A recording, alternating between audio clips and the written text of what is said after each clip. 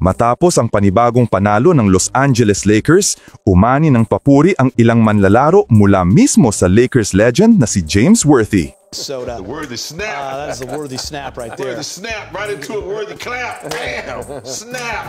Clap and snap! Clap and snap! Isa-isa niyang binigyang pansin ang husay ni na Austin Reeves, Jake LaRavia at iba pang key players ng koponan. Habang si Coach J.J. Redick naman ay nagpahayag ng malaking kumpiyansa sa late-game execution ng team.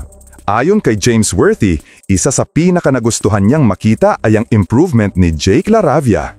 Matapos makuha ng Lakers si LaRavia sa off-season, marami ang nagduda kung makakapag-adjust siya agad sa sistema ni Coach J.J. Redick.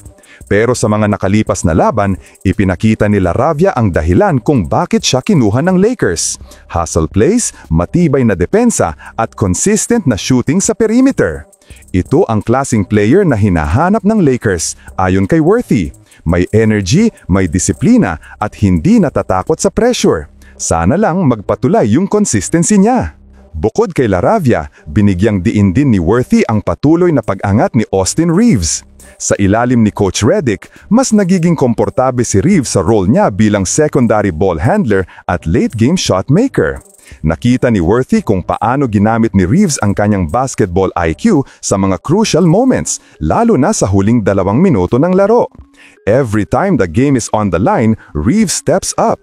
Hindi siya superstar sa pangalan, pero yung puso at clutch factor, pang-veteran dagdag ni Worthy. Hindi rin nakalimutang banggitin ni Worthy sina Dalton Knecht, Jared Vanderbilt, Rui Hachimura, Nick Smith Jr., Jackson Hayes at DeAndre Ayton.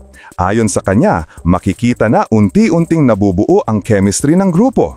Si Knecht, na kilala sa kanyang outside shooting, ay nagdadala ng spacing ng matagal ng problema ng Lakers. Si Vanderbilt naman ay patuloy sa kanyang hustle at depensa, habang sina Hachimura at Ayton ay nagbibigay ng stability sa frontcourt.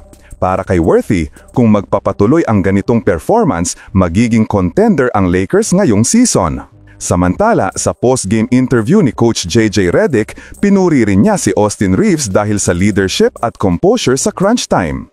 Ayon kay Redick, Reeves is becoming that guy you trust when the game is on the line.